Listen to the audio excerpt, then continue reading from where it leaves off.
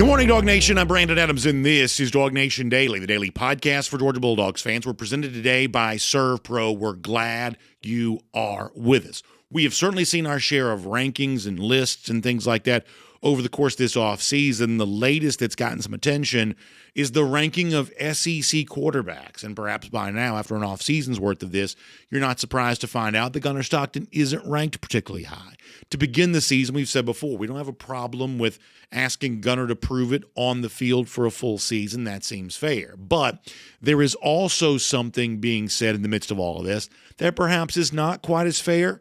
We'll tell you about that today, and we'll also bring on the guy on the show that made the list that ranked the quarterbacks. We'll do that, plus Jake Fromm joins us on kind of a quarterback-heavy show. And there is also today an example of a list that Georgia doesn't rank very high on. But in this particular case, I think that's probably a very good thing. We'll tell you about that here coming up, too. Glad to have you with us. We're going to make good use of your time, and we're going to have a ton of fun. So what do you say we get it all started? It is DawgNation Daily, the daily podcast for Georgia Bulldogs fans, presented today by ServPro. And it begins right now. Today's episode of DawgNation Daily is brought to you by ServPro. Cleaning, restoration, construction. Presented by DawgNation.com. This is DawgNation Daily, the daily podcast for Georgia Bulldogs fans. Here's your host, Brandon Adams. We're doing a lot of quarterback talk on today's show, including in a couple of minutes bringing on the guy that recently ranked all the quarterbacks in the SEC. And by now, what you've seen from stuff like this is kind of familiar to us. We've sort of seen this a lot of skepticism out there about Arch Manning, perhaps a lot of love out there for some of the quarterbacks that Georgia will be facing this year. And I want to kind of get into that here for a moment. And I want all of this to kind of lead into what I think, when I kind of look at the numbers, and I spent a good bit of time yesterday. I don't know, sometimes I kind of nerd out a little bit. And I really kind of nerded out yesterday on kind of what Georgia was a year ago, what it kind of needs to get back to offensively. And I tell you, I like it when beliefs I've had are reinforced. And there was a belief that I have had that I think has been reinforced here once again, that the path for Georgia to be really good offensively and the path for Gunner Stockton to be far better than people I think are giving him credit for right now, there are some things that have to be done in order for that to be true, but it's actually just not impossible, I don't think. In fact, it's far from it. It's a much easier path to travel than I think that people are kind of giving him credit for. But to build to that, let me start this way. So the Sporting News, longtime venerable outlet, has recently ranked the top quarterbacks in the SEC, ranking them from first all the way to last. And today, coming up in a couple of minutes, the guy that actually ranked all of these quarterbacks for the Sporting News, a guy named Bill Bender, is going to join us in the show here today. Our guy Connor Riley's on vacation, so pinch hitting for Connor today is Bill Bender for the Sporting News, longtime frequent guest of ours. Been a college football writer for a very long time. And in his overall list of SEC quarterbacks, he's got Gunner Stockton coming in at number 9. And as we've said many, many times before, any degree of skepticism about Stockton to begin this year, any sort of questioning of him that would say, hey, I need to see you show me for a full season before I believe you, I would just say that's just sort of fair. That seems like the kind of typical sports talk conversation. I don't have any problem with that level of skepticism whatsoever. So the one thing we're not going to do today is get all hot and bothered and fired up and angry and say, how could you only have Gunner Stockton as your 9th best quarterback out of 16 in the SEC? We're simply not going to do it. We don't feel it needs to be done. But for context, let me read you what Bill Bender, Sporting News, writes about Gunner Stockton as his 9th best quarterback in the SEC. We'll show you this on the screen, saying of Stockton, it's a one-game sample in a high-pressure Sugar Bowl. But the fact that Georgia didn't delve into the transfer portal shows that Stockton is the no-nonsense starter Kirby Smart and offensive coordinator Mike Bobo tend to thrive with. Stockton had a 68.7% completion percentage in 9 games with the Bulldogs, and Georgia also added playmakers on the outside via the portal in Zachariah Branch and Noah Thomas. He says Stockton has some mobility too. That's going to come up today on the show. But, and this is how Bender concludes, the pressure at Georgia is unlike most programs. So we would say that most of that contextually sort of feels accurate from Bill Bender, that this is the kind of quarterback that both Kirby Smart and Mike Bobo feel comfortable with. And I think that when Bender uses a word like thrive, it sort of feels like kind of an interesting word here too, that not only is this a guy they sort of trust, but this is a guy that they think can be a real engine for the offense. Bill mentions the mobility and what role that's going to play into all of this. We're going to get to more of that here in a little bit. But, the other kind of major discussion point here is, while Gunner certainly passed the test in the SEC championship against Texas, and I say for the most part kind of did his job against Notre Dame in the Sugar Bowl and the College Football Playoff, being the starter for Georgia for the full season, just given the championship expectations that exist around here, boy, that just brings a lot of pressure. And there's just a much bigger spotlight on you as the Georgia quarterback than even other SEC schools have right now. Think about like, say, Tennessee or Florida or Auburn. Those are pressure cookers, and they have, very big fan bases and sort of loud, criticisms when things don't go well. But the level of success just hasn't been there in the last 10 or 20 years. So therefore, there's not quite the same level of pressure there perhaps is at Georgia. We think that Bill Bender's telling the truth when he says, hey, all of this kind of comes with the understanding that, boy, you need to play at a certain level of place like Georgia because, your predecessor once removed was a two-time national champion. And that's just sort of true, which sort of brings us back to what we said a moment ago, which is to begin the season, limited sample size, haven't seen a ton of him. If you want to say, hey, Gunner Stockton somewhere around the bottom third to begin the year of SEC quarterbacks, we'd be fine with that. And you're not going to get us upset about that. I think there's a very good chance that Stockton plays better than that by the end of the year. I think that Stockton can be more than capable of helping Georgia get to where it wants to go this season. But to begin the year, skepticism, curiosity about, well, how good is Gunner Stockton really? That just seems like well within the boundaries of a typical sports talk conversation. No problem with that whatsoever. However, the one thing that we would ask, and coming up in a couple of minutes of Bill Bender, we will ask this when he joins us. The one thing that we would ask is that you maintain some consistency of, well, if you haven't seen much of Gunner Stockton and you doubt him because of that, we would also suggest that it's just, consistent. It makes sense to say, well, you would also treat other quarterbacks who haven't played very much with a similar level of skepticism. But in the case of the Sporting News, when it comes to their ranking of SEC quarterbacks, and you're probably not surprised to hear this by now because others have done similarly, that's just not quite how they handled this. Stockton, with only one career start, just ninth best in the SEC to begin the year, according to the Sporting News.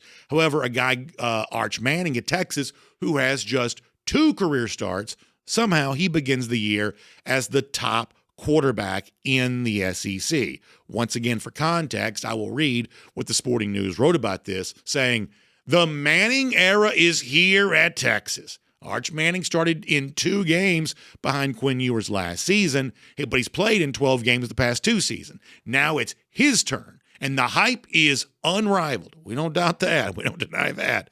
They go on to give you some of the stats for Manning from a year ago. They say he's projected as the number 1 pick in the 2026 NFL draft. I guess we'll see about that. That's their own mock draft saying that. Bender concluding by saying, we admit a full season of experience is needed to solidify the call of him being the top quarterback. He says, but Steve Sarkisian, the Texas coach, has built stability at the most important position. So a little bit of lip service to, hey, we need to see it first. But for the most part, the hype train has left the station, going to be the future number 1 overall pick, beginning the year as the top SEC quarterback. And I would say the level of inconsistency of, you haven't seen it from Arch Manning yet, but you're sure he's the best. And you haven't seen it from Gunner Stockton yet, but you're concerned he might not quite be good enough.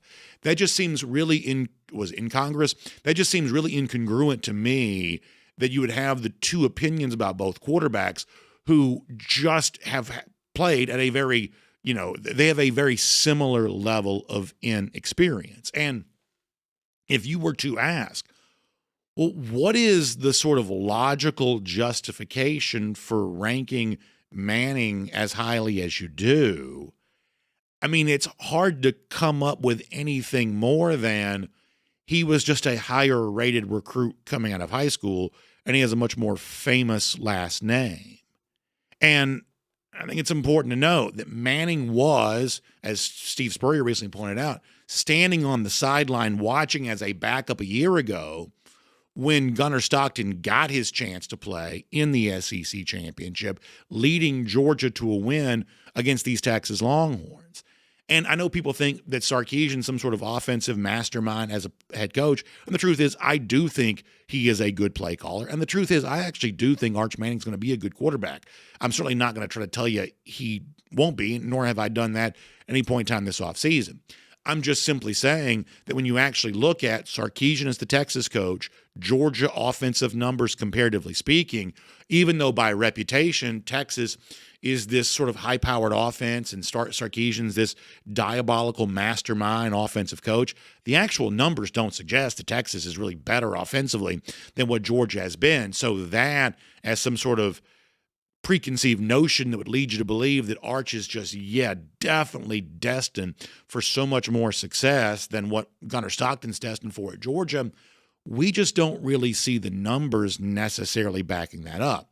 But in fairness, it's not just someone like Bill Bender from the Sporting News who's saying that. Perhaps you saw this last week while I was gone. Paul Feinbaum went on ESPN, and he said, and this is a hard thing to do given all the dumb stuff that gets said during the daytime television block on ESPN, he said one of the dumbest things I've honestly ever heard. Almost, you'd be hard-pressed to sort of see this as anything other than intentionally dumb on purpose for the reaction's sake. He went on ESPN last week and gave a level of praise to Arch Manning that frankly just it's just baffling, and there's no way any of this could be connected to any degree of logical thinking whatsoever. This is Feinbaum on TV last week. Paul Feinbaum, what are your expectations for Arch? The absolute roof. I think there's a reasonably good chance that Arch Manning will be sitting on the front row in New York at the Heisman ceremony.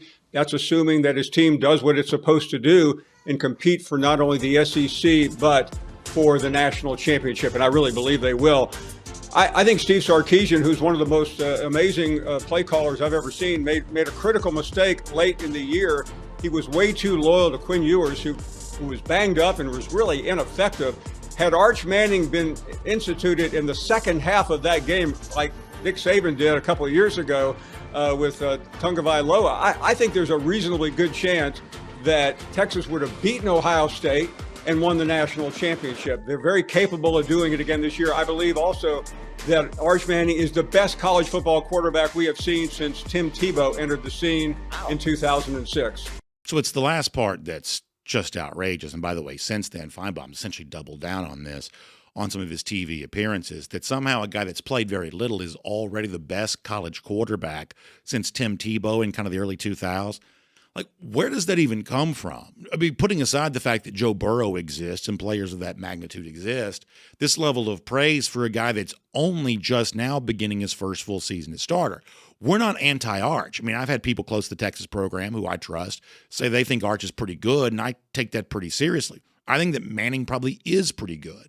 But for Feinbaum to be giving this level of praise to him before his, first full season as a starter even begins, and for him to be getting so much more praise by comparison than a guy like Gunner Stockton at Georgia, even though Georgia's success at the position in this decade actually compares pretty favorably to what Sarkisian's been doing at Texas, to me, frankly, that just doesn't make any sense. But as a way of sort of bringing this to sort of a positive conclusion here for a moment, let's just say for the sake of argument that Arch Manning really is as good as people are saying he is right now. Let's say that's true.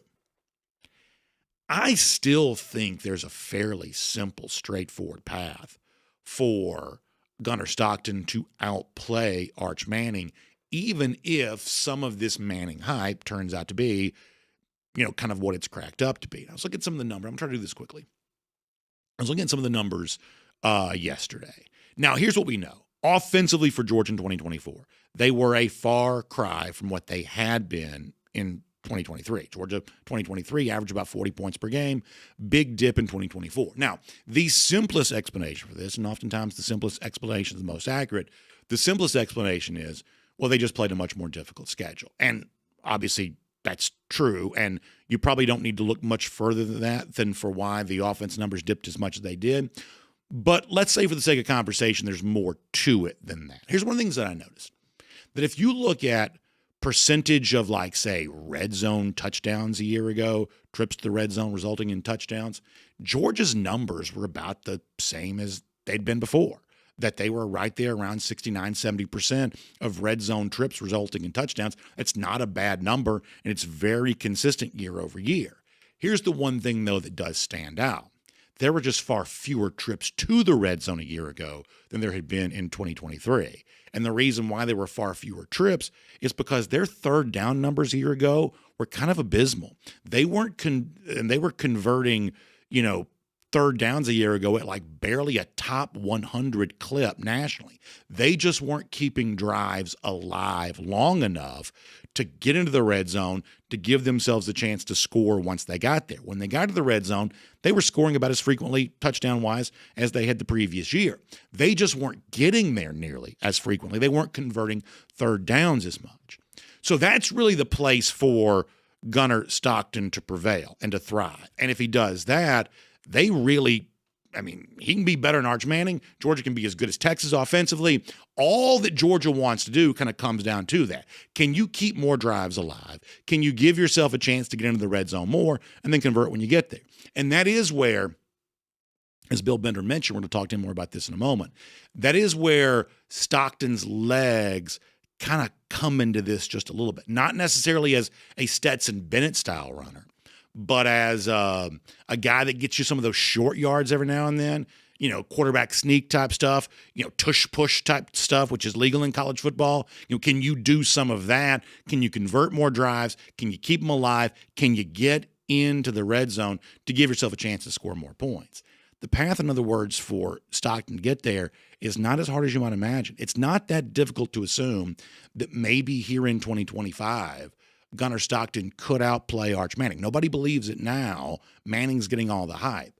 But this is a Georgia team that's won 2 national championships. This is a Georgia team that's produced a Heisman finalist. This is a Georgia team that believes in Gunner Stockton. And here in 2025, Stockton may be ready to show that belief is well-founded and warranted by the way that he plays, maybe perhaps even against Arch Manning later on this fall.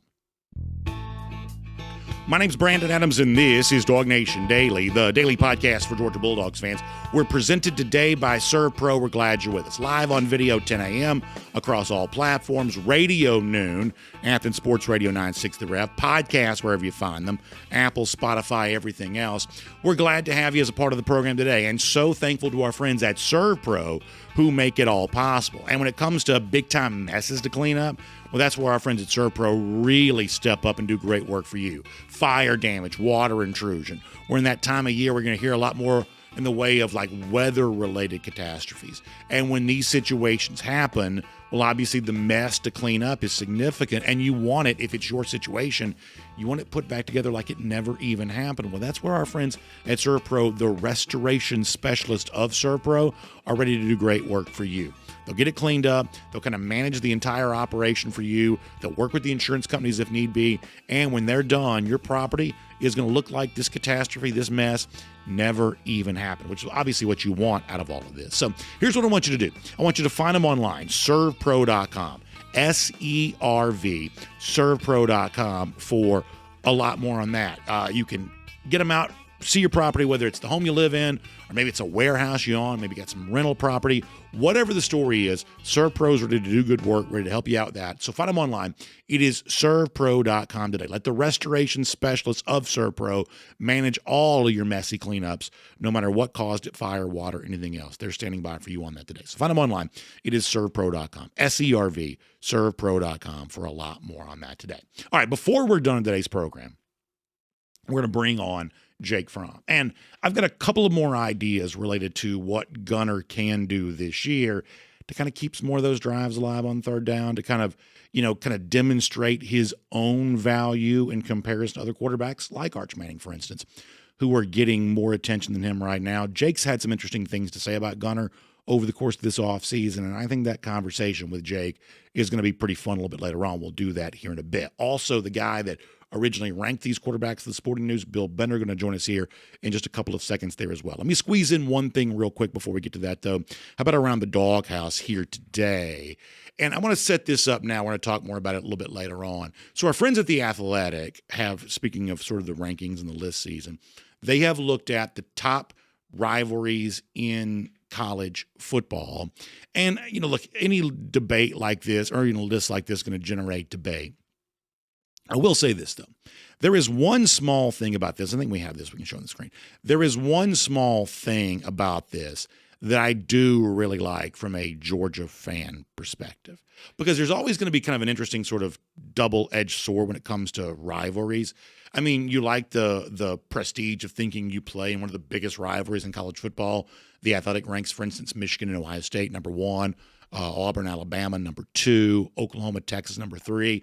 You like the thought of being in a prestigious rivalry, but there is something else from a Georgia perspective I think you like even more. There is something else I think from a Georgia fan perspective you like even more, which is when you look at where the top Georgia rivalries are ranked. For instance, Georgia-Florida all the way down at 12th on this list. Georgia-Auburn all the way down at 17th on this list. Georgia-Tennessee, Georgia Tech, nowhere to be found. When you look at these rivalries that Georgia's involved with that don't have a lot of national prestige right now, there's really only one reason why that's true, is Georgia's just simply dominating the rivalry to such a great degree that all of a sudden now the nation is just less aware of it than it used to be. And I don't think we should lose the sight of this. For instance, there's a clip, and I'm not going to play it for you today, but I've played it for you many times in the past. If you want to go back a few years ago when Dan Mullen was still the Florida coach, think about circa like 2021 or something like that. When Mullen's still the coach at Florida, Paul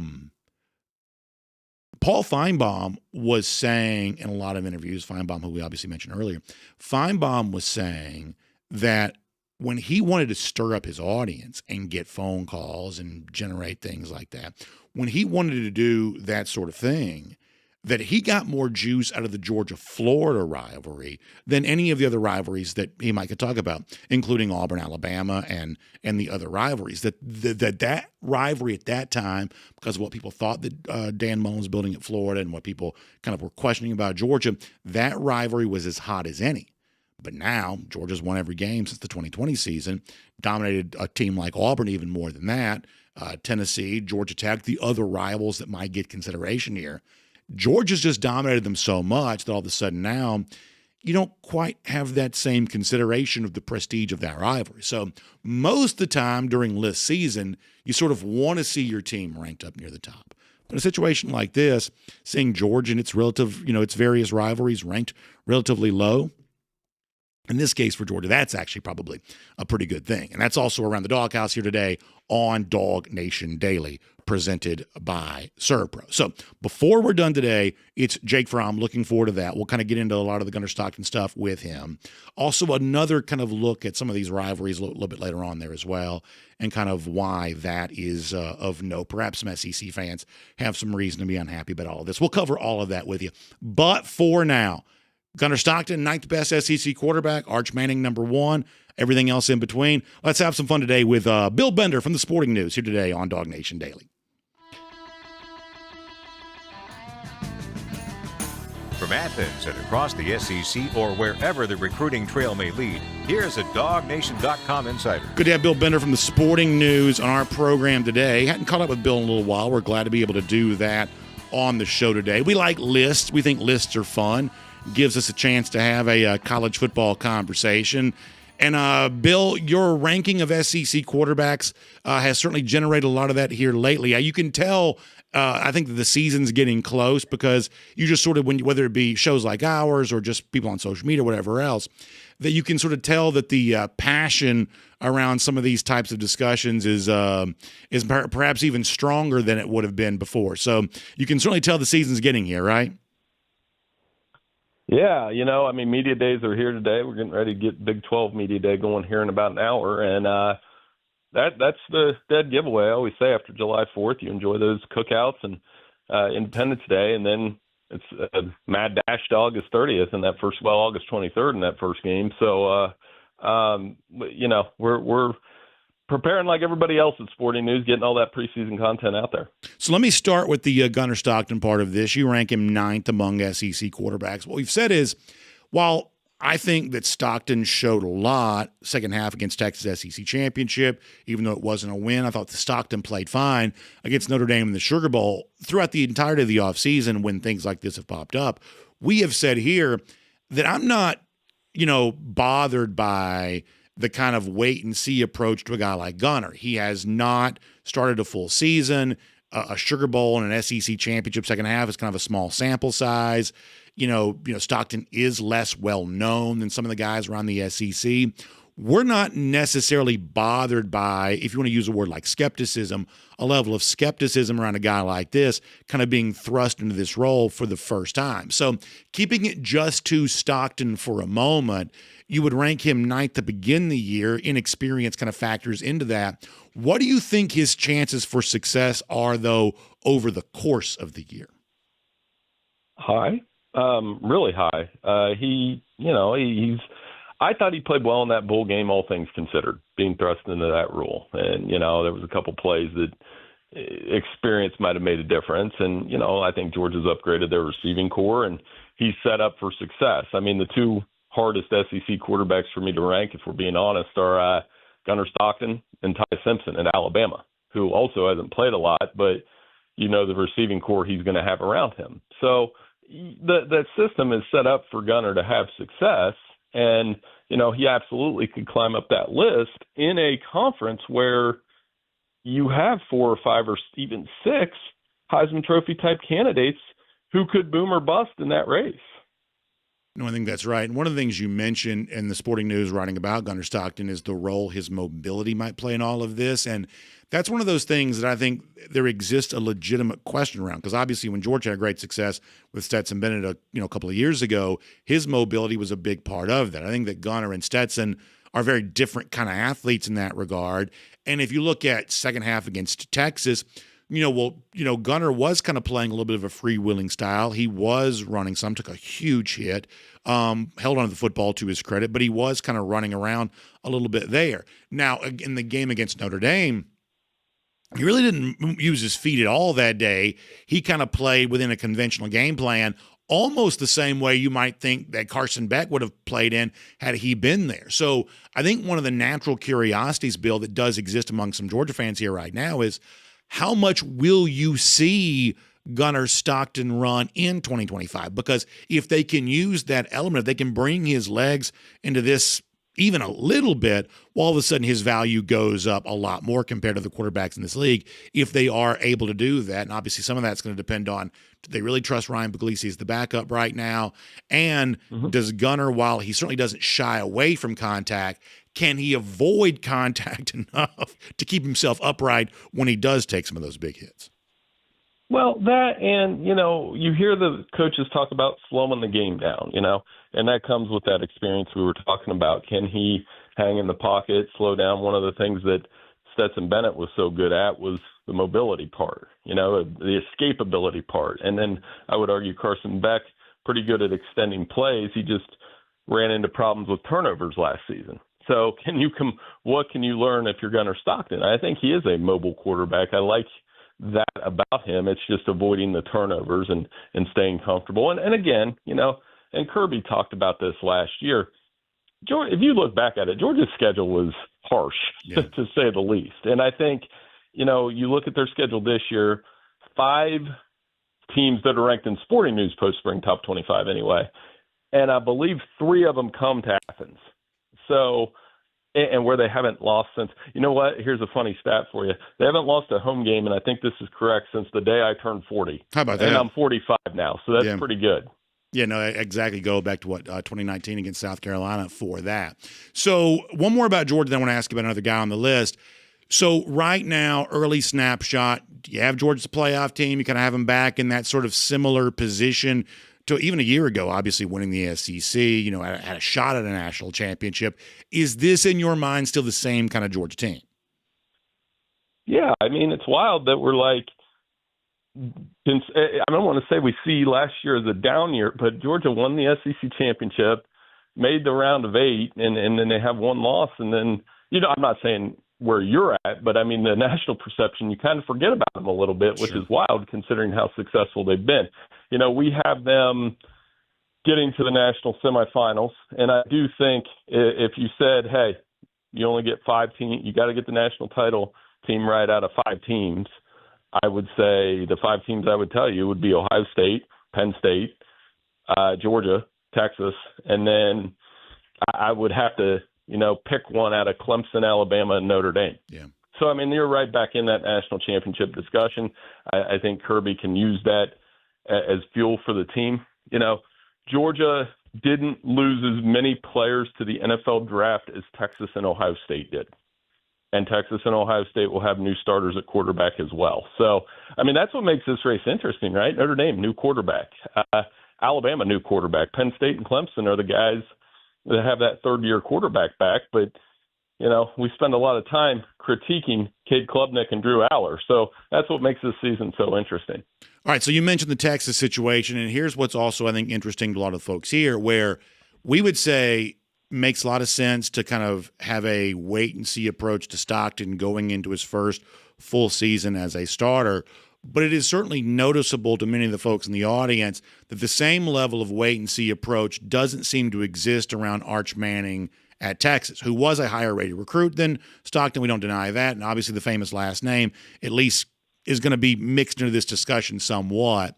So what is the justification for guy who's played very little in Manning being the top quarterback in the SEC, whereas, like, say, a guy like Stockton is being treated with more of the skepticism because he hasn't played very much, when Manning's essentially played around the same amount of football, or at least close to it? What would be the justification for ranking Manning number 1 overall?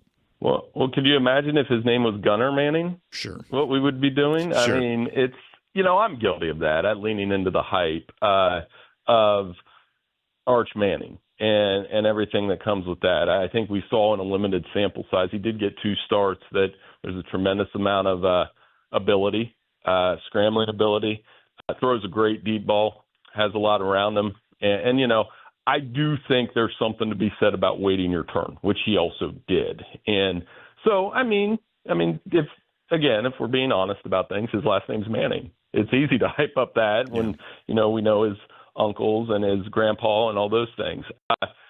I also think we won't see the best out of Arch Manning unless you get a second year of a starter at Texas. And I wouldn't be surprised if he stays 2 years at Texas because, given the family history there. So I'm excited to see it. Yeah, but we're guilty of that. And this is, I think I would stand by it because the way I've coined it all offseason, if you're going to lean into the hype, you might as well lean all the way in. And we're going to find out everything we need to know about Arch Manning when they play at Ohio State in week 1. Yeah, that's going to be an unbelievable game. A game I can't wait for that. You may have heard this. You probably did. Steve Spurrier, I guess it was last week, said, well, if Manning was so good, how come he didn't take over for Quinn Ewers a year ago, who at times certainly did not play at an elite level? And I don't think that's necessarily a rhetorical question, Bill, and I think the answer is perhaps interesting.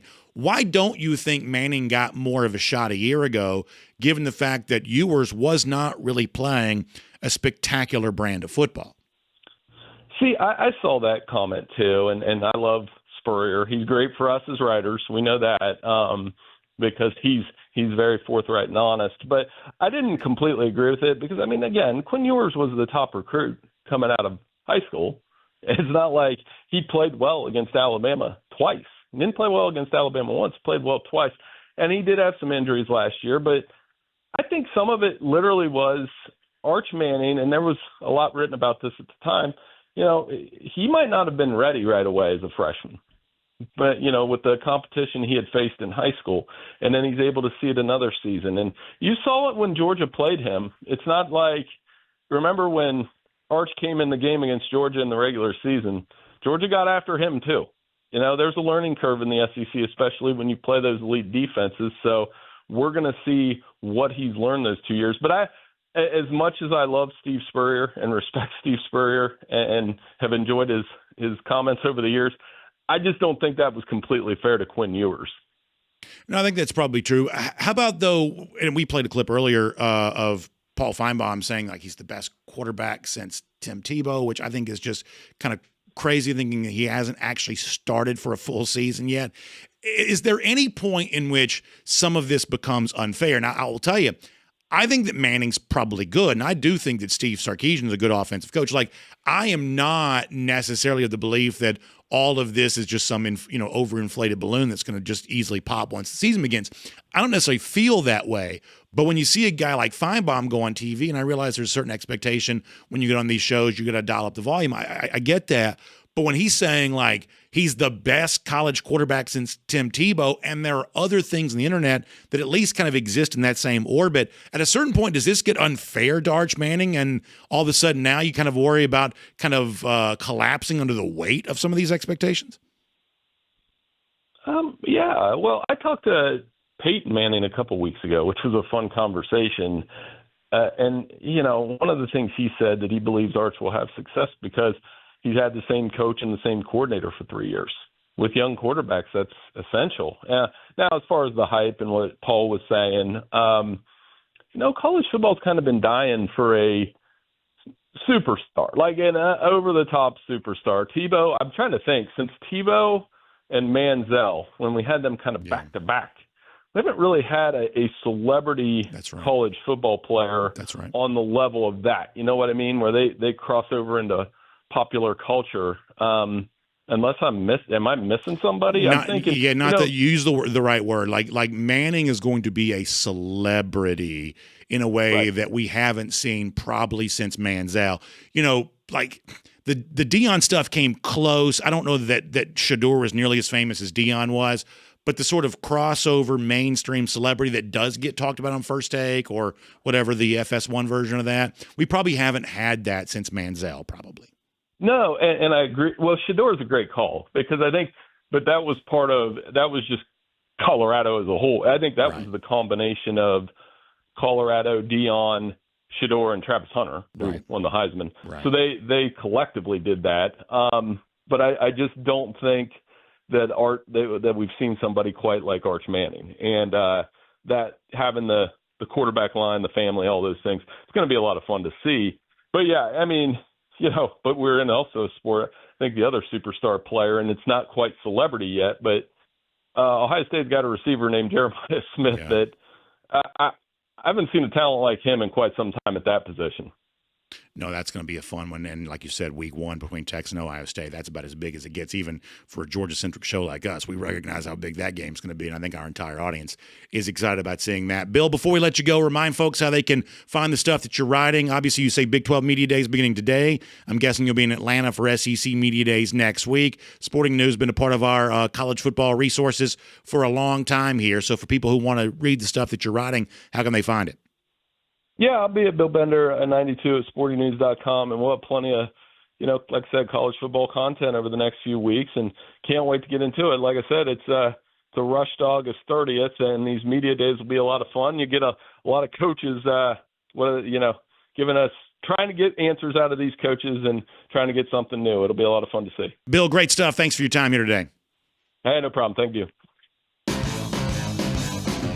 Let's take a look around the rest of the league. This is SEC Through.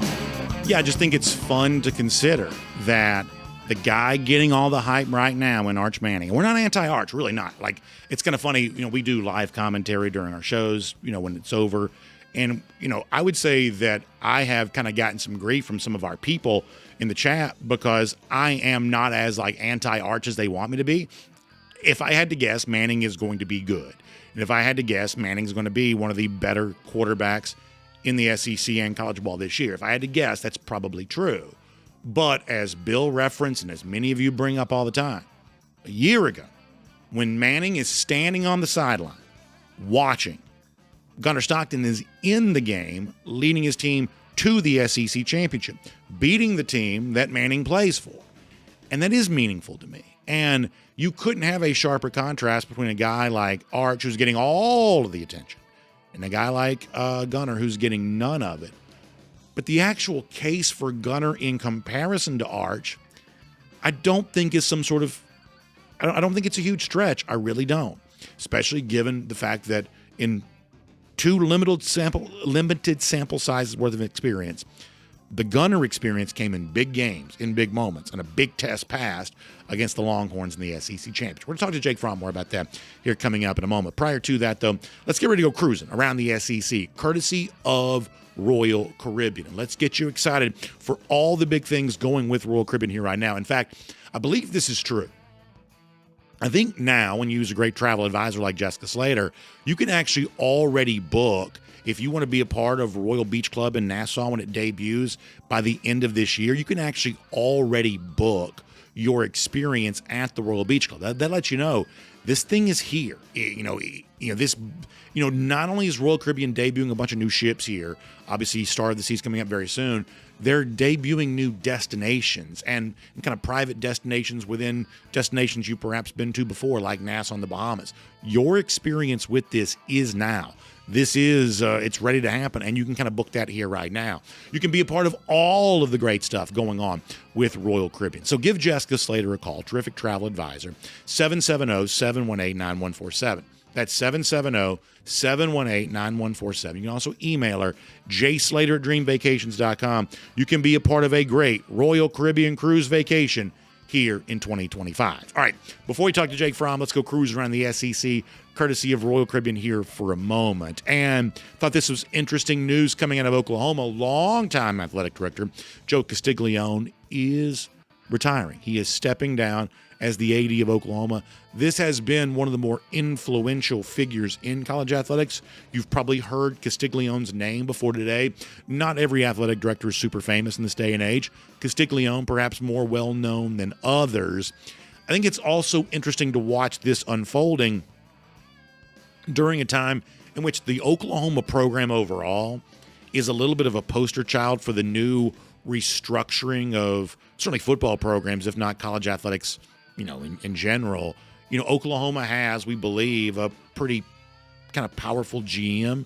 Jim Nagy leaves the Senior Bowl. He's the Oklahoma GM now. Nagy doesn't, Nagy's got some influence over the football coach. In some cases, football coach more important than athletic director in some programs. We think the the general manager, at Oklahoma might be at a position elevated above head coach, especially given the fact that Brent Venables as Oklahoma coach is on a little bit of shaky ground right now. With the growing role of athletic directors, I think you're starting to wonder, let me use the word I mean to use again, the growing role of general managers, does that change the job title and the description for what athletic directors do? And does Castiglione stepping down have anything to do with that? All of that's just speculation here right now. The one small concern I would have, though, is we all agree that college football is a business. We know that. But there are different kinds of businesses. You can be a mom and pop. You can be a corporation. I would say that college football's been a business for a long time, but it's functioned a lot more in kind of the sort of entrepreneurial role. Castiglione, really ambitious guy, wanted to build Oklahoma as big as he could. A lot of coaches have been kind of that entrepreneurial type role, really ambitious. What seems to be kind of coming into shape now when it comes to college football is a little bit more of a business that feels more like a corporation, where all of a sudden we're kind of replacing the sort of entrepreneurial class with a little bit more of a managerial class. In most cases, that's not a change for the better in my personal experience, but it sort of feels like that's where we're going with college football right now. Maybe Castiglione just simply wanted to retire, but certainly hard not to notice that his stepping down comes at a time that structurally around the football program, there's also other great change taking place for Oklahoma. Hard not to notice that. Let me also just mention one more thing real quick. I was going to do more on the rivalries. We'll save that for tomorrow. Let me do one more thing here real quick. We have been giving you now a little while what we think is a little bit of an undervalued team in the SEC relative to their season win total. We've said that, Missouri over 7.5 wins, maybe worth a look for those of you who are interested in kind of season-long win total plays. Pretty soft schedule, probably a little bit more talent in the team than you realize. Even a year ago, still found their way to 10 wins. That's a year after having beaten Ohio State in a bowl game to conclude the 2023 season. That under Eli Drinkwitz, this is a Missouri team that's kind of found some success. And 7.5 seems like a fairly meager win total to exceed. Well, we've been telling you that for a while. You're now hearing this in other places too. Saw where Joel Klatt recently sort of touted Missouri as kind of you could call it a dark horse playoff contender or something like that. We're not going to go that far, but over 7.5 wins for Missouri, we've thought for a while that's probably worth a look.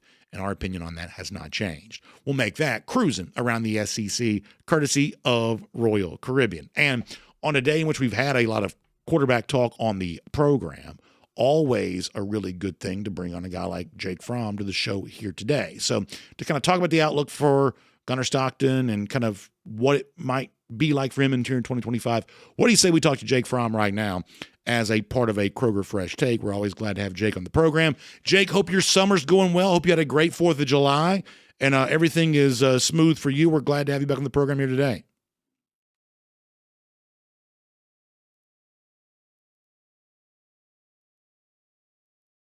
I probably need to lose some weight here going to the tail end of the summer. So, man, we had a blast. It is my tradition, Jake, since you bring this up. I don't usually talk about this kind of stuff, but since you mentioned it. So July 4th is usually, and listen, you're in a lot better, you're a professional athlete. You're in much better shape than I could ever dream of being.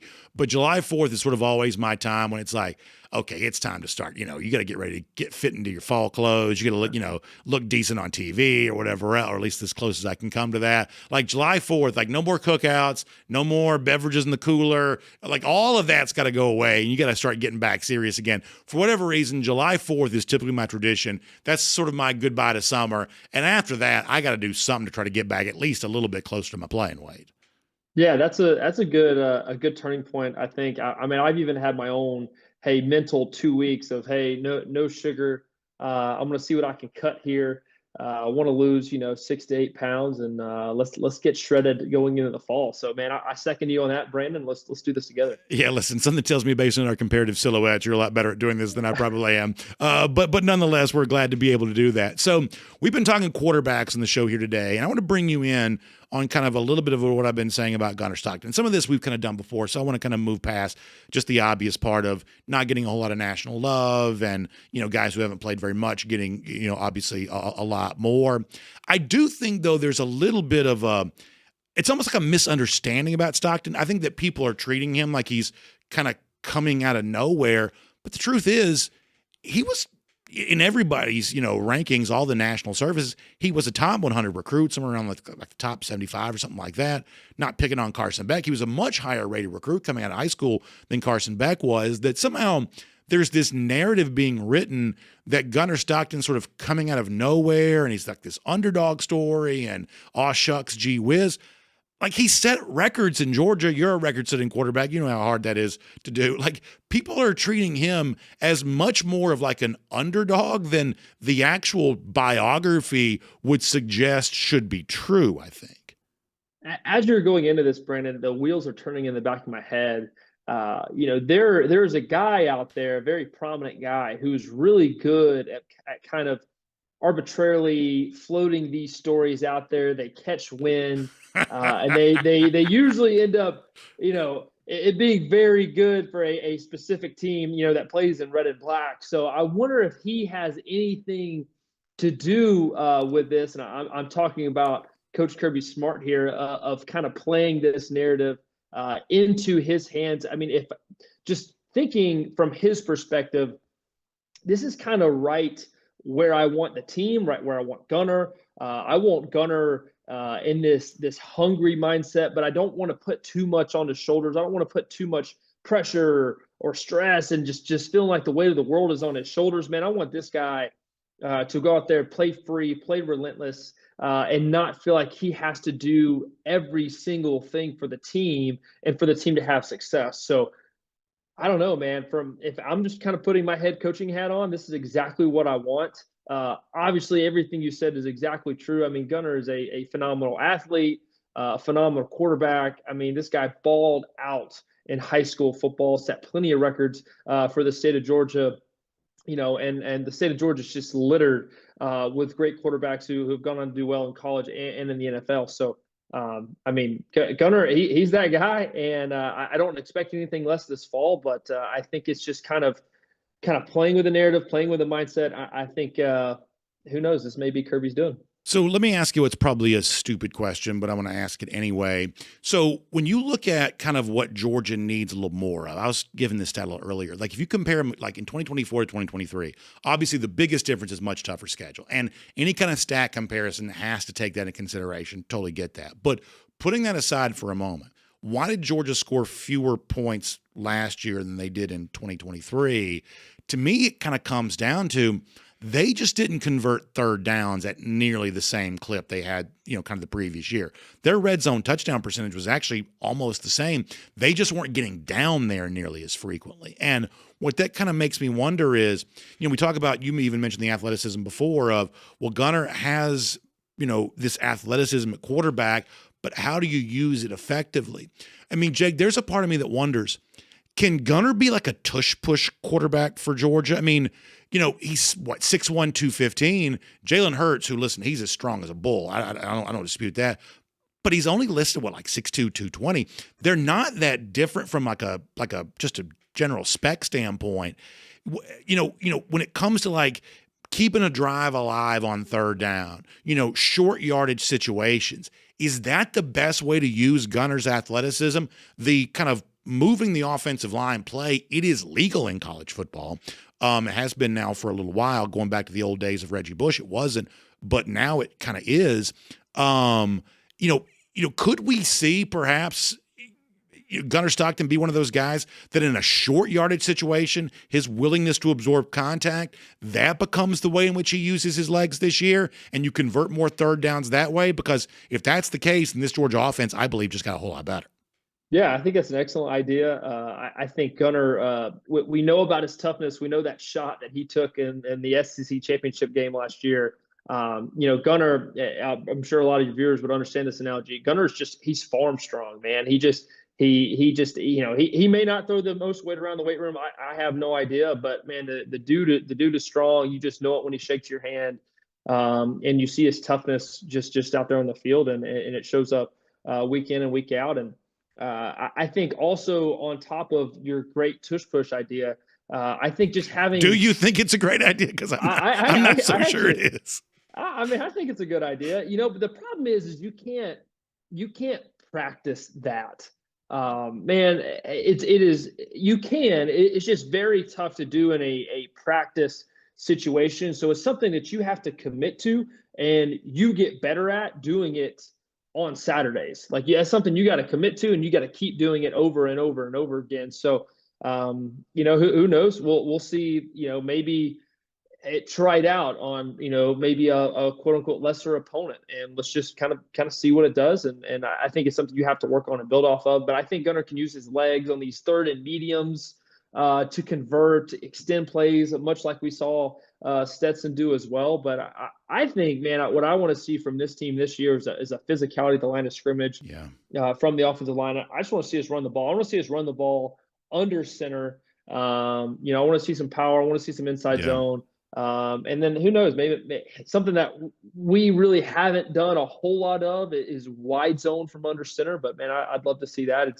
It's a super huge trend in the NFL, and it's a run scheme that works really well. So I think that's really interesting. I got one more thing I want to ask about here in a moment, but before that, let me remind folks it's our Kroger Fresh Take with Jake Fromm here on the program today. Obviously, we're all enjoying our summer. That means cookouts and getting together and spending time with friends around the pool or the back patio or going to the beach, whatever else. Well, as you're getting stocked up for all of that, Kroger certainly the best resource for you to keep in mind. In fact, taking advantage of the membership opportunity now known as Kroger Boost is a great way to get even more fun experiences out of your summer because you're going to have more time, more money for the things you love. You get more time back because you can take advantage of free grocery delivery or free grocery pickup. Super convenient, and it's a special incentive for you as a Kroger Boost member. Also, for the stuff that you're already buying at your local Kroger, how about earning twice the fuel points on those purchases as a Kroger Boost member? So find out more about this today online. It's KrogerBoost.com. should say Kroger.com/boost. That is Kroger.com/boost for more on that today. All right, Jake, one more thing before we let you go. We know this was, I think, a formative experience for you. And I guess last week, speaking of Gunner Stockton, he also had a chance to go to the Manning Passing Academy. It just seems like sort of a cool thing to be a part of. And I think you've, in our conversations before, spoken highly of your experience there. What do you think something like this can do for Gunner, if anything? You're rubbing elbows with the quarterbacks. You're kind of sort of, I guess, being influenced by the things that they're saying. How does something like this potentially shape Gunner based on your own experience? Yeah, man, I always loved my experience there at the MPA. Man, the Mannings do a phenomenal job. It's a first-class operation. And it's really a lot of fun, man. You kind of back to, old Kent days, getting thrown into, a dorm with a roommate. And man, it's really fun to kind of get back to your roots about that. It is steaming hot down there.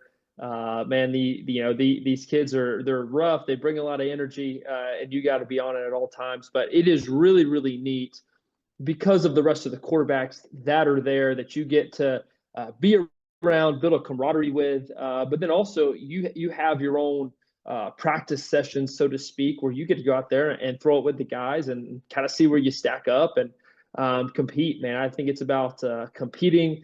I think all us as quarterbacks have that in our nature. And man, Gunner wants to be the best in the country, and that's where you do it, man. You go and you compete with the best and get to learn, from Peyton and Eli, get to learn a few jokes from Cooper. And then, my buddy David Morris, who's down there as well with QB Country, who helps out as well. So, man, it's a great place to learn, be around, absorb information, and then compete physically as well. Jake, great stuff. Appreciate your time. Hope you continue to enjoy your summer. We'll look forward to talking to you very soon here as a part of a Kroger Fresh Take on DawgNation Daily.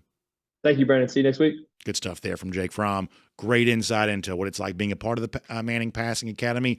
And also, he doesn't think the tush-push idea for Gunner Stockton is necessarily a bad thing. Now, as I said before, Jalen Hurts is a super strong dude. You can't, shortchange him on that at all. But I saw a number.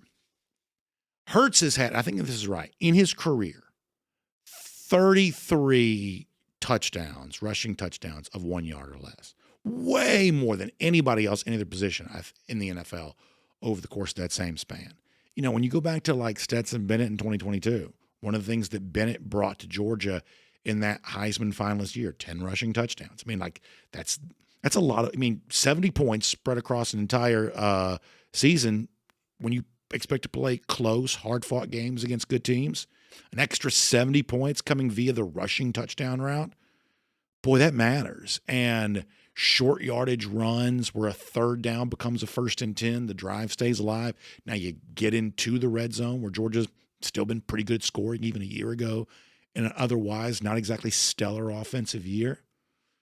To me, that's a pretty simple path for Georgia. And by the way, it doesn't have to be just Stockton runs now, as Jake Fromm was also saying. If Georgia's just sort of better between the tackles on kind of some of the short yardage stuff, just in general with the run game, all of a sudden there's just a lot more productive drives, and productive drives lead to scoring opportunities, and scoring opportunities can lead to more points. There are a lot of people that seem to think that, Stockton's kind of coming from out of nowhere, that he's some sort of underdog tale. The Georgia offense is just sort of destined to be lesser than it was in kind of its national championship era. And sometimes the naysayers end up being right.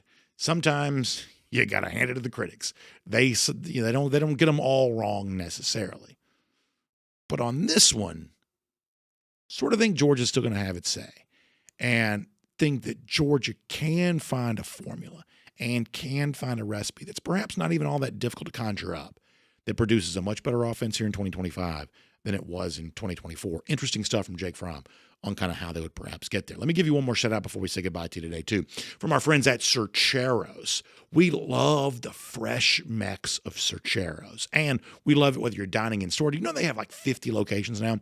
When they started with us a couple of years ago or so, it's like 30 locations. Now they're up to 50. This is incredibly successful, very fast-growing organization because of the great care they've taken in all the food they serve, whether you're dining with them in the restaurant or you're perhaps having a great catered experience. Our friends at Cercheros have you on all of that. Online ordering, pickup, you can get delivery in some cases, and they're going to bring that fresh mix right to you, whether it's the bowls, the burritos, the quesadillas, the nachos, the tacos, so much more.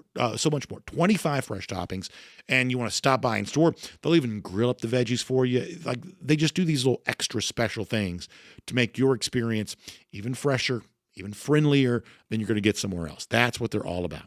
It's a Georgia-grown location. You got 40 locations all across the state. I think I said 50 earlier. We're going to give them more. We'll give them 40-plus locations, but growing at a rapid rate, it'll be 50 before you know it. So find out more online. It's Cercheros.com. That is Cercheros.com for a lot more on that today. And for our golden shoe today, our buddy George on tap showing a little love to Nate Frazier coming via California, giving a little love to that Nate Frazier stiff arm. Jake Fromm said it a moment ago. He wants to see better running game from Georgia here this year, doing some stuff to line of scrimmage to make that more possible. We think if that's the case, Nate Frazier going to be a terrific beneficiary perhaps of all of that, and certainly appropriate to see our buddy George on tap celebrating Nate Frazier with his golden shoe submission for today. So we'll give that to George on tap, who's always a fun part of our audience. Lousy stinking Gators. At one point in time, it was a red-hot rivalry. At one point in time, Paul Feinbaum said nothing stirred up his audience more. Now it's also ran, barely even mentioned in the athletic piece. It's because Georgia's dominated the rivalry to extent they have. How about 1,704 days? That's how long it's been since Florida's beaten Georgia. That's our Gator Hater Updater. We'll see you tomorrow. DawgNation Daily, presented by ServPro. And on video, time now for the R.S. Andrews Cool Down. R.S. Andrews, when you turn to for your air conditioning, heating, plumbing, and electric needs, they show up on time. They do the work that's promised for the price that's promised. You can trust them on that. I'm going to say hello to the Facebook audience here, see how they're doing. We'll pull that up. While I'm pulling that up, I will also have our YouTube folks too, because Facebook just takes forever to load.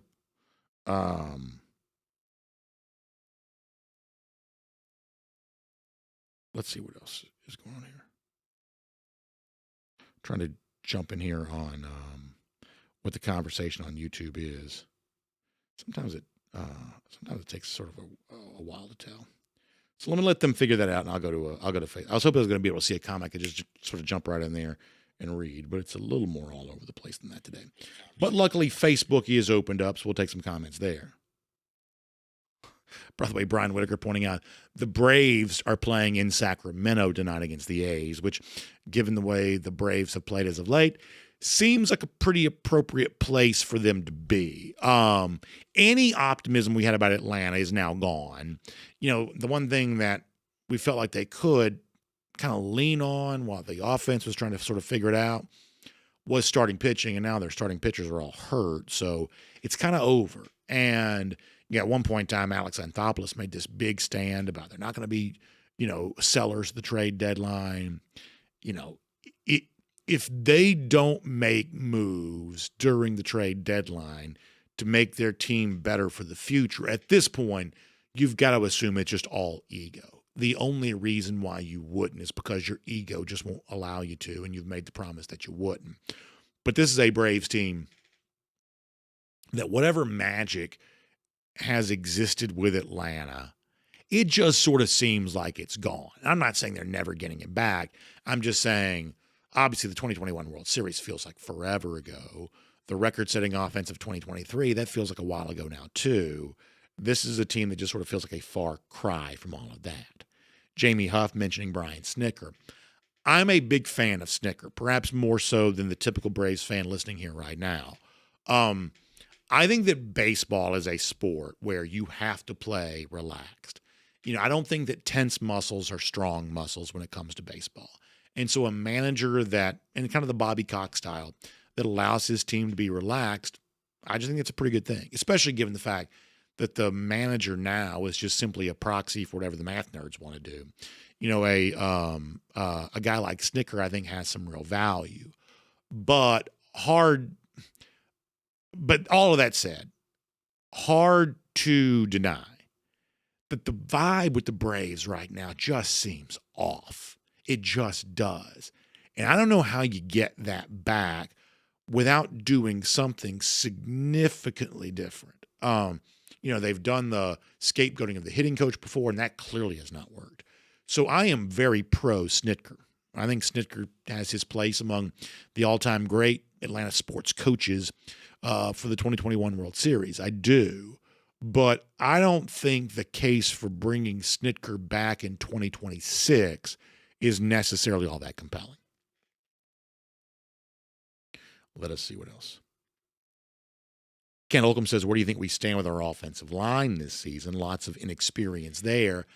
Yeah, but look, it is, to be clear and to be straightforward and factual, the area in which Georgia needs the most improvement from compared to how it played a year ago. That's just simply true. But when Drew Bobo played last season, I think he played at a pretty high level. I think Connor Riley said on our show, was it last week, that he thinks it's entirely possible, even though Jared Wilson became a high draft pick, that Drew Bobo for a full year could outplay Jared Wilson. That's a possibility that I think people are taking seriously. Monroe Freeling, Ernest Green, two guys that I'm still pretty high on. They've been injured. In the case of Ernest Green, he played really hurt for a long time last year. I think that you could, see an improved level from both of those guys. In fact, I believe you probably will. You're looking at replacing your starters at guard, but you've got a guy in Micah Morris, likely to step in as one of the starters there. That's a guy that's a holdover from your national championship teams. This is a guy who's seen some really good football at Georgia, and he's mean as a snake. So that's also a good thing. You want that from your interior offensive line. And I believe that Daniel Calhoun, who's going to be the greenest of all these guys, the most inexperienced, Calhoun's a guy I'm really high on. And we talk about short yardage runs and things like that, tush pushes and stuff like that. Having the big, beefy guy like Calhoun as a starter at guard, I think that makes that really fun to consider. So that's a guy who I think could really earn for himself a lot of fans based on the way he has a chance to play here this year. Now, all of this may just seem too optimistic. Perhaps it is, and maybe it'll turn out to be that way. But once again, the same way we sort of feel about the Georgia offense overall, not that hard in our minds to sort of conjure up how you get better from where you've been. Offensive line's a big part of that discussion for me. I think the building blocks are there for this group to show what it needs to show. I do.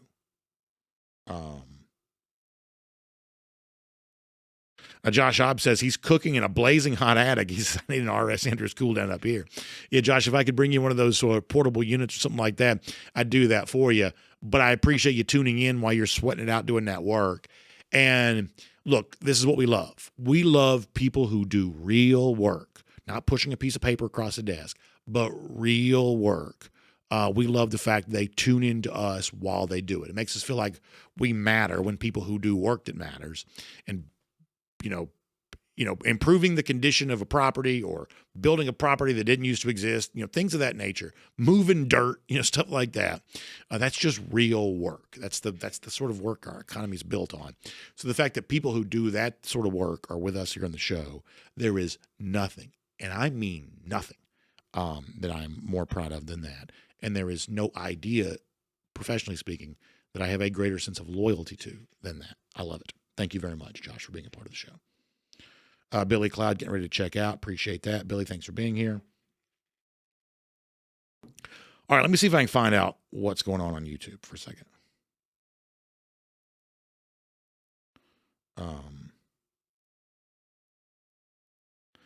Spencer Clark also making the case for Bobo being better than Jared Wilson. I think one of the reasons, I told you, like, my YouTube comments are sort of a mess now that everybody's got these crowns. That's driving me crazy a bit. By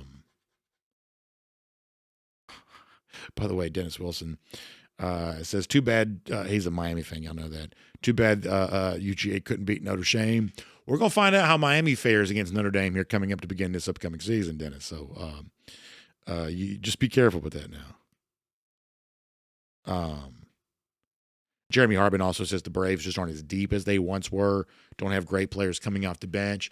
Perhaps that's the case, but you've also got guys who you're really counting on to be a part of your offensive nucleus, and they're just not doing it. They're just not doing it.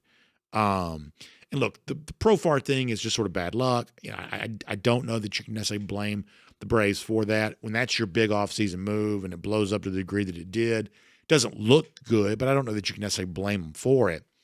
But man, you know,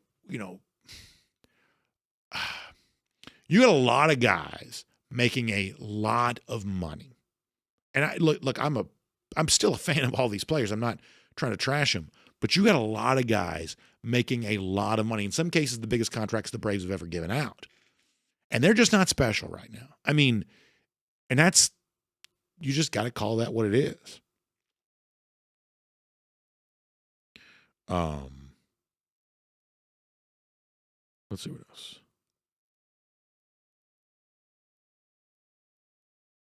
Eric GA77 says he thinks that Snit's going to be moved into a front office position this offseason. I see that being the case. And listen, you can't fire him because of what he's been. And if he never wins another game for Atlanta in his Braves tenure, you got to call him an all-time great. You just do. Here in the state of Georgia, for those of you who kind of think of yourself as Atlantans, we don't have a lot of championships. We don't have a lot of those. So if you're one of the, if you don't call them coaches, in this case manager, if you're one of the coaches that brought Atlanta one of its small number of championships, you are on the all-time great list. Bobby Cox would be number one, professionally speaking. Snicker's got to be number two, more so than any Hawk coach, obviously, more so than any Falcon coach, obviously. Snicker's the second greatest professional coach, for lack of a better way of saying it, the city's ever had. And he should be treated with respect because of that, but that doesn't result in a lifetime contract either. Mike Bobo Stinks was also giving me a hard time with my shirt a little earlier. Apparently my collar not quite stiff enough for Bobo Stinks, so apparently BA also stinks too. It is a little bit, what do you call it? It is kind of like flappy.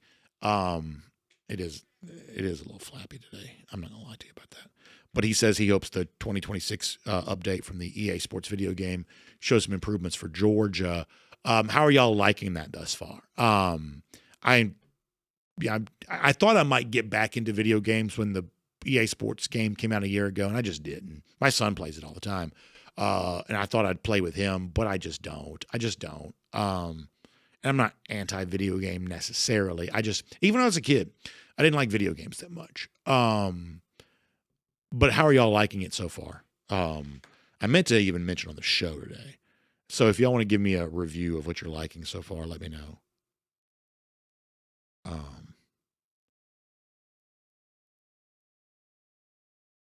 Let's see what else. By the way, Jeremy Harbin also pointing out All-Star game in Atlanta next week. Yeah, Mike Bobo Stinks. First of all, I don't even like to even read that username. In here ripping me from my shirt. It doesn't look great. Doesn't look great. Alan Hampton says, where do people get that Sarkisian is a great offensive mind? Kirby seems to have his number. So this is where it comes from. And you can disagree or not, because it was obviously a pandemic year. They scored 8 million points in his year as Alabama offensive coordinator in 2020. They averaged 50 points a game. Like they were just scoring in bunches. Now, nobody was playing defense that year, so that obviously perhaps colors the situation somewhat. But that's where it comes from, is that Sarkisian, got a Heisman season out of Devontae Smith. Nobody thought that Mac Jones was going to be remember, Jones had been like a 3-star signee, came in as a second quarterback in the same class that Tua Tagovailoa came in, and he left Alabama as a first-round pick. Now, total bust in the NFL, but you ask the question, where does the Steve Sarkisian's offensive genius stuff come from? That's where it comes from. He was such a good, listen, y'all kind of know the Sarkisian story a little bit. That time at Alabama completely rehabilitated his image. Because keep in mind, Sarkisian was also the replacement as OC for Kyle Shanahan here with the Falcons. And it didn't go well at all, I didn't think. I did not think that Sarkisian was a great offensive coordinator here in Atlanta. I didn't. So a lot of this just sort of stems from the success he had at Alabama. And he got the Texas job from that. And I think there are a lot of people who maybe wondered if Sarkisian would ever get a head coaching job again. But he performed well enough working with Nick Saban that not only did he get a job, he got the Texas job. And look, we love having fun with we sure about Arch Manning and the asinine level of praise that Paul Feinbaum gave to him. But honestly, look, we're not anti-Texas in terms of, yes, Georgia beat Texas twice. I can promise you this. Both games were knockdown dragouts. The SEC championship for sure was. And look, Georgia may beat them again this year. I certainly hope they do. I guess they probably will. But Texas is it's a tough opponent. Sarkisian has built up those lines of scrimmage. Texas was as pillow soft as they could be for a long time. That's why they were always such underachievers in the Big 12. They're just soft. They were just soft, a soft football team. Well, with Sarkisian, they're a little less soft. And I do think he deserves some credit for that.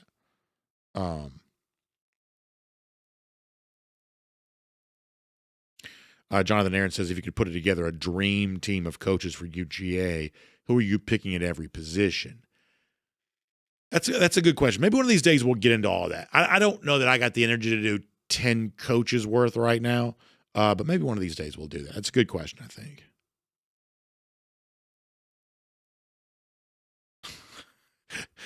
SEM Dog sounds like Bill wrote his quarterback ranking list while he was on a bender, which is very funny. Let's see what else.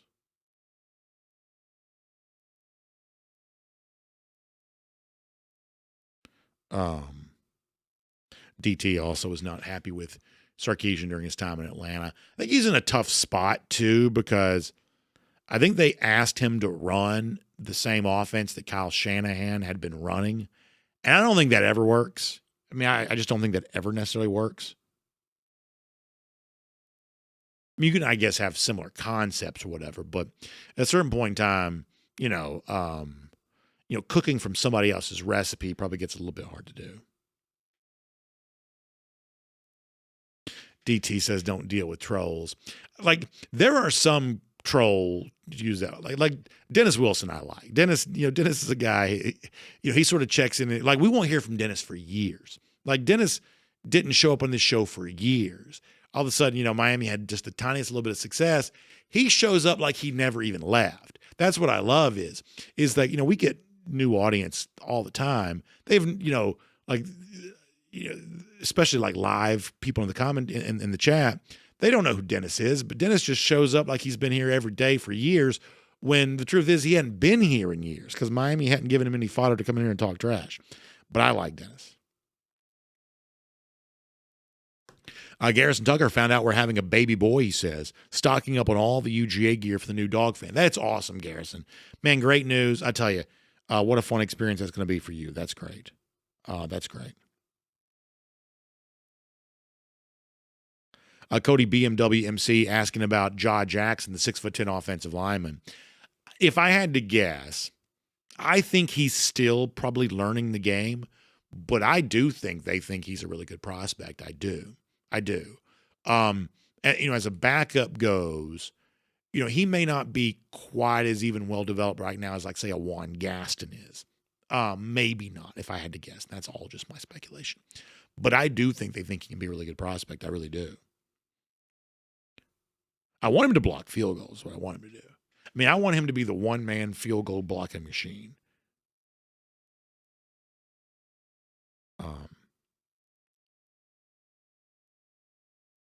Let me see what else.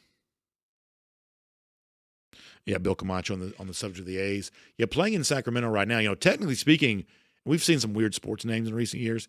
Technically speaking, they're just the Athletics. They have no location-based name. They're not the Oakland A's anymore. They're not the Sacramento A's.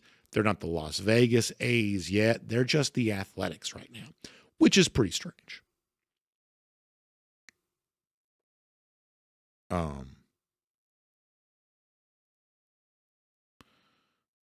Let's see what else. Bill Camacho also pointing out, I brought up the tush push a little earlier. It's also not going to be banned in the NFL, which I do think the league would have been within its rights to do. If the league wanted to ban the tush push, I think it would have been within its rights to do so. But apparently there is not support for that.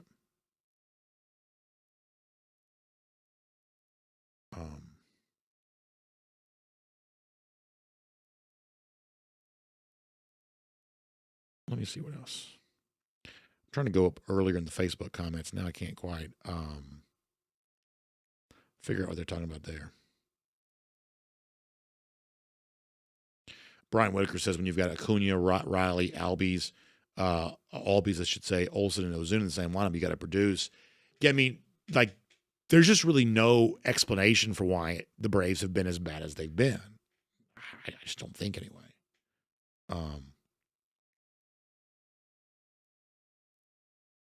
Andrew Sisson says, thanks to Jeff, Connor, Kaylee for filling in for BA last week. They did a fantastic job. Yeah, always expect them to do a great job. They always do. And I really appreciate that. Great teammates around here. We've never had a better team within DawgNation than we have right now. Never have had. It's a really, really good team, especially, kind of the people that I work with the most closely in the video stuff. It's just been as good as it's ever been. And hopefully, we're gearing up to demonstrate that this fall. I believe we probably will be. Very, very thankful for who I get to work with every day.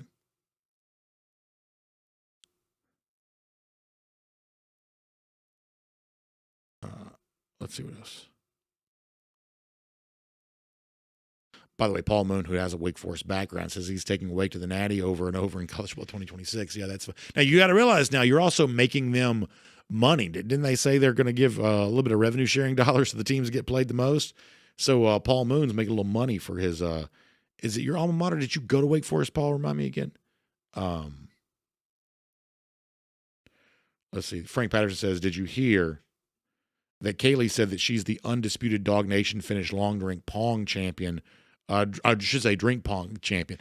Yeah, I'm not.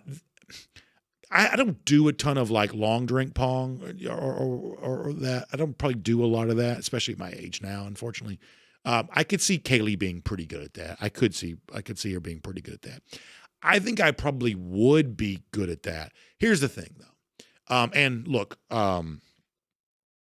Kaylee's dad put a thing out the other day about like who you'd most want to take a trip with from like the Georgia, contingent. I was thankful to see I got a few mentions on that message board post to those who did mention me. I appreciate that. I do think I'm fun to travel with. I do think I'm fun to hang out with. But the one drawback to me is I am high maintenance. I am. And I try not to make my high maintenance stuff be a problem for other people. But it is a problem for me. I'm pretty high maintenance. Like I'm not just like go with the flow. Like I'm not necessarily like that. I have a lot of opinions. And so even in my younger days, I don't know that I was super beer pongy because, and I hate to be this way, I'm not proud of this, I'm just being honest. Ping pong balls are dirty, and I don't want to drink from a cup that has a ping pong ball in it. I just don't want to. So even in my like younger days, probably a little high maintenance, probably so. Now, I don't think that makes me unfun to travel with or hang out with. I have my peculiarities. I mostly keep them to myself. But I'm not doing the thing where we're bouncing the ball into the cup and then I'm drinking out of the cup because the ball is dirty. You do bounce it, right? You bounce it into the thing, right? By the way, it's more like basketball where you got to throw it up. By the way, our talkback is, it's 125 decibels today. So you kind of just toss it in there. I know I'd be good at that. I'm very good at that sort of thing. I know I'd be good at it, but I'm not drinking a cup that has a dirty ping pong ball in it. By the way, Paul Moon did graduate from Wake Forest, which is very impressive. So did you really say last week that you're the Finnish long drink pong champion? Did you really say that?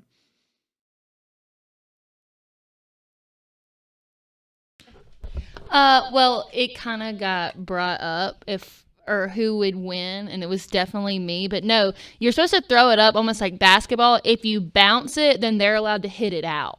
Oh, is that right? Okay. Yeah, that's how the rules go. That's how we played. So I feel like I would be good at that. I do feel like I'd be good at that. I have, nice, kind of, nice short game touch, in a situation like that. I think I'd probably be okay with that.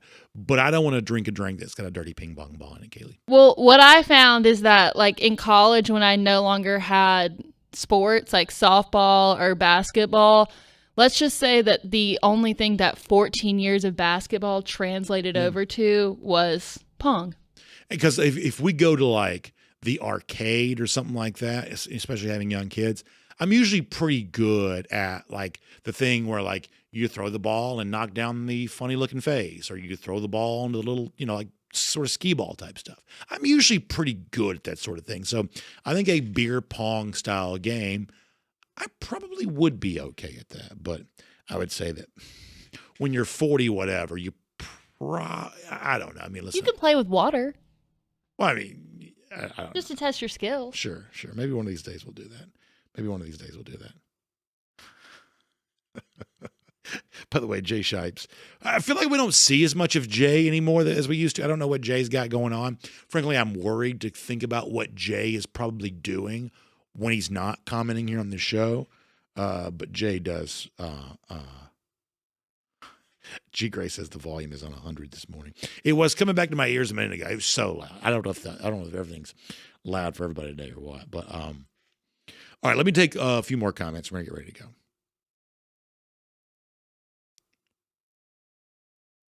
go. Eugene Marine says I would not do well in the military overseas. Yeah, that's one of those things. It's kind of funny. And I have, as you all know, utmost respect for our armed services. But it's also kind of funny to me, my dad was a Vietnam vet. My grandfather on my mom's side was a Korean War vet. My dad's dad was a World War II era vet. Like, where did the conditions that they would have lived in, existed in, and like for whatever reason, like it's just completely different. I don't know. I'm sure that the drill sergeant or the whatever would have loved whipping me into shape and getting me out of some of my sort of fussier ways. But yeah, could not have fallen farther from the apple could not have fallen farther from the tree when it comes to stuff like that.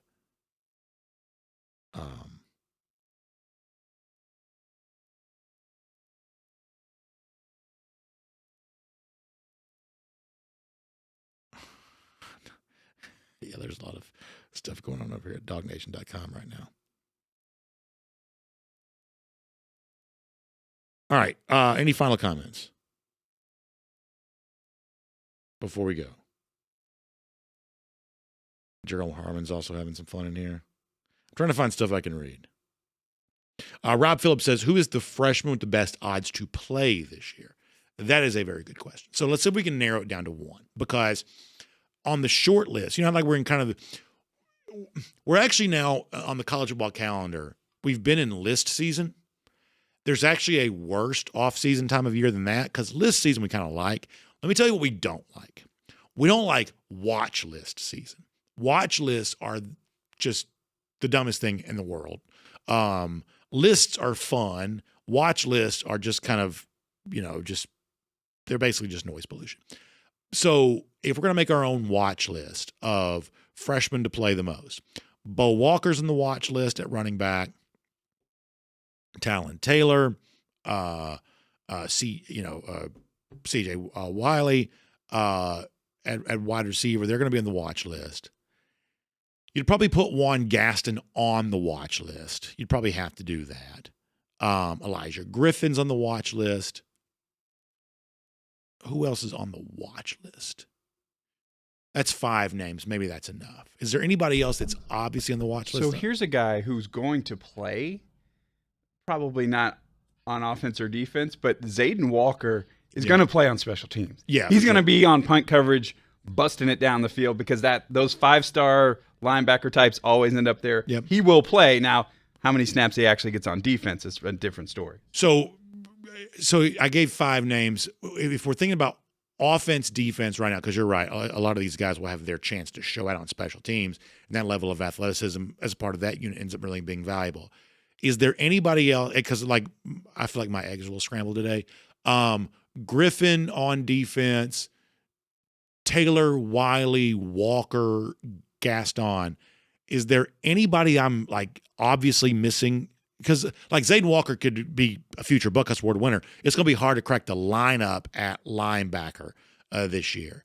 Is there anybody I'm obviously missing that should be mentioned? Isaiah Gibson may get some run just because the depth at that position. Could see that. So that's the watch list as far as I'm concerned.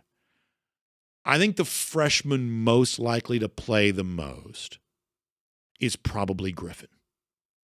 If I had to stake some, portion of my reputation on the answer being correct, I think it's probably Griffin. And I'd be really close on like Walker and the two receivers after that. I'd be real close on them. I think Griffin's the likely answer.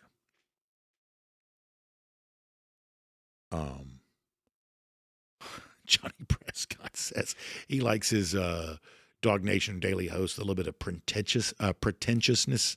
Well, here's the thing. I'm not pretentious. I'm a little fussy, but I'm not pretentious. As I said before, I got a bunch of votes in the thing of, Georgia media person you'd like to hang out with. I think I am deserving of that because I think I am fun to hang out with. I'm not pretentious. I'll eat at a hole in the wall. I like fast food. I'm not pretentious. I am a little fussy, though. I am particular. I am set in my ways at times. All right, anything else before we go? But that is still very funny, Johnny. It's still very funny. All right, back on YouTube one more time.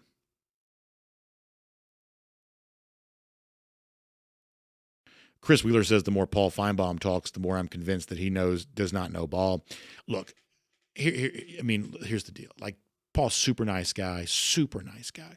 Like, Paul knows what's in front of him. He does. And the version of Paul you get on, like, say, Get Up or First Take or one of those shows, like, when he goes on those shows, he plays the role that those shows require. And when he comes on his SEC network show with a different audience, he sort of plays the role that show requires. And look, when you go on like the daytime TV show, and listen, I'm not trying to tell you I wouldn't go do the same thing. I think hot takes are fun. Hot takes are super fun. But there's a lot of that stuff on like daytime TV that is honestly bad on purpose. And I know that doesn't make any sense, but keep in mind that the thing that sort of keeps, from an advertising standpoint, ESPN afloat is like gambling sites and stuff like that. Well, gamblers don't want gambling websites, these sports books. They don't want smart money coming into the industry. They want dumb money coming in. And if you want dumb money making big dollar bets on likely losers, you have got to be pumping their head full of bad information to sort of set them up to make the bad bet that obviously is likely to result in profits for the sports books. And you can see this. First Take talks incessantly about Bronny James. Bronny James ends up being one, and you can document this. You can do your own research on this. Bronny James ends up being one of the most bet players in the sport to win Rookie of the Year, despite the fact that he's essentially a G League level player. But a lot of people didn't know that because they had been seeing him talked about on First Take and whatever the FS1 version of that is every single day. 2 years ago, we did the same thing with Deion Sanders. We had people betting Colorado win the national championship because they were being talked about every day on TV. Systems work as they're designed to.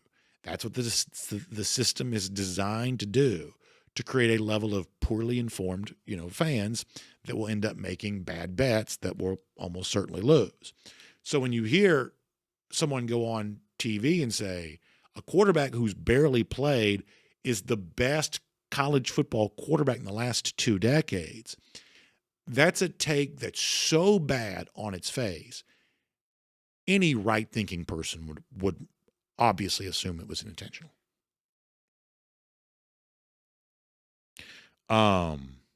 Frank Patterson, speaking of guys we haven't heard from in a while, I have not heard from Nature Gator. And I don't know Nature Gator's name. There are a lot of people who, kind of know their handles on here. And Nature was with us going back to our time at SEC Country Live. I have not heard. I don't know if any of you know him personally. Maybe you do. Have not heard from him. But he was a guy that was in here a lot. But I've not heard from him in a while. But I only know him by his handle. I don't know him by his actual name. But we have not heard from him in a while. That is true. Chef J. Bowen, thanks for the kind words. I appreciate that. G. Gray says ESPN's always shown favoritism. They tried to convince us that LeBron was better than Kobe and MJ for 21 years. It didn't work. Yeah, I mean, look, like LeBron's obviously been a big driver of their daytime television stuff. But most of the LeBron stuff doesn't resonate quite as well outside of that block of programming. It just doesn't. And, I mean, to me, and y'all don't come for NBA takes, and I won't give much of one here, but to me, the biggest knock on the legacy of LeBron James is the fact that the NBA has gotten less popular during his era. You know, if you're a GOAT or the GOAT, it would stand to reason that people would be gravitating to the sport in greater numbers because of what you're doing. Certainly in the case of, like, say, Tiger Woods in golf or Michael Jordan in a previous era, that was the case. NBA support has actually gotten smaller during the LeBron era. And that, to me, is a pretty strong argument against him being the GOAT. All right, we are going to go. Good stuff. Thanks for being here. Y'all check out RS Andrews online, rsandrews.com. We heard from some folks saying they were doing some work in a hot place today. Well, listen, don't let your home be that hot place. Get cool and comfortable with a factory fresh, refresh from our friends at RS Andrews, getting you back to feeling cool and comfortable again, getting some new life out of that old AC unit. You can trust RS Andrews to do that for you. Find them online, rsandrews.com. They'll keep you cool and comfortable, and it may only cost you $99 to do so. That's great savings compared to what a new unit would cost you. So check out RS Andrews today. It's online, rsandrews.com. Y'all have a great day. We'll see you back here tomorrow. DawgNation Daily, presented by ServPro. We'll look forward to talking to you then.